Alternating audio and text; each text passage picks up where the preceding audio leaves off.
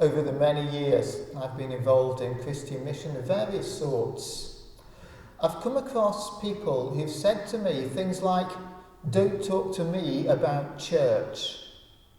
And the reason that they've said that is that they've had some sort of bad experience. Somewhere in the past, they've been involved in a church or a church activity and they've been let down. And whenever that's the case, it's really important for the person who's been hurt to try and tease out, was it God who let them down, or was it people? What we have in our reading this morning from Ezekiel 34 is an illustration from the history of the people of Israel of how God is faithful. It's those that God has put in charge to serve him who've actually let others down.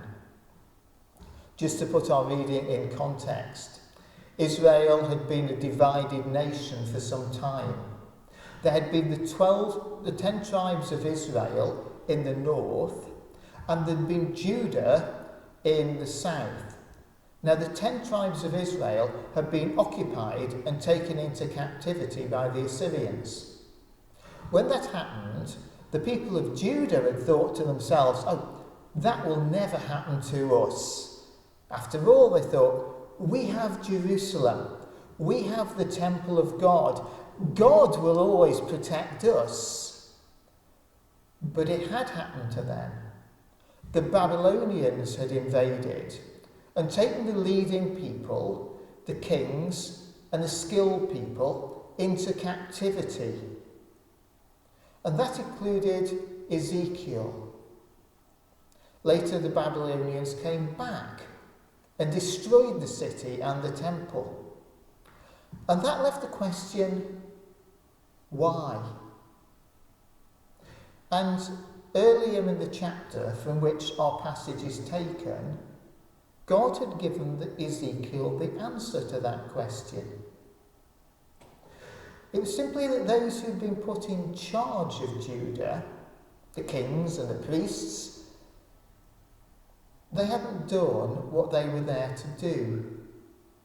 They hadn't guided the people and protected the people.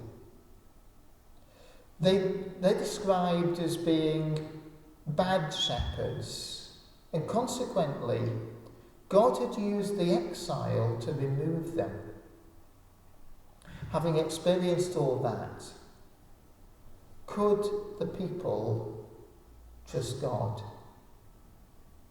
What we see in our passage is a clear yes. Yes, because God himself was going to do what he'd trusted people to do, but those people had let him down. God himself was going to lead and care for the people. And yes, because although the people had been scattered over the whole region due to the captivity, God was going to seek them out and to bring them back to a good place. It's probably this passage that Jesus had in mind when in Luke chapter 15 he told the Pharisees the parable about the lost sheep. That parable where the shepherd was going to leave the 99 sheep to go and look for just the one that was lost. And in that parable, of course, when he found that one that was lost, he rejoiced. It's a parable that really emphasises the message that to God, every individual is important. And of course, this passage was ultimately fulfilled by Jesus, who in John chapter 10 describes himself as the good shepherd who would give his life for the flock, as opposed to those who are more interested in looking after themselves. So what can we make of this Bible passage we have before us this morning? Well, sadly, all too often, history suggests that we cannot trust the people of God, but we can trust God himself. It shows us that God will actually bring judgment on those who let others down, on those who misuse the position they've been trusted with simply to look after themselves. And if we look actually at verses 17 to 21 of Ezekiel chapter 34, we see that God brings judgment on anyone who might, even if they've got no formal position, but who's bullying or disregarding to the well-being of others. And what we see is that God will ultimately provide for people. For the people of Judah, living in exile in Babylon, these words brought hope. A hope that was fulfilled. The people did return to Judah. Jerusalem was restored and the temple was rebuilt. God does not fail people. When things go wrong, it's always the people God entrusted to do his work who failed. And that's something that is a challenge for all of us.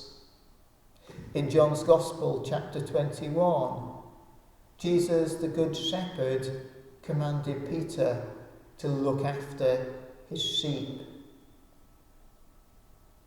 In Acts chapter 20, we see Paul saying goodbye to the church in Ephesus. And as he did so, he charged the elders there to look after the flock, warning them that savage wolves would come in to destroy. That is, people who were making out to be serving God, but were not. And the Apostle Peter, in 1 Peter chapter 5, says this: care for the flock that God has entrusted to you. Watch over it willingly, not grudgingly. Not for what you can get out of it, but because you are eager to serve God. Do not lord it over the people assigned to your care, but lead them by your own good example. For any of us, in any form of Christian ministry, whatever form that ministry might take, that is the charge that we have. That is our calling. Over the centuries, so many have been let down by God's people not living out their call. Perhaps in our discussion groups this week, we can think about how we can ensure that no one that we encounter in whatever we do as a church is going to say in the future, "Don't talk to me about church."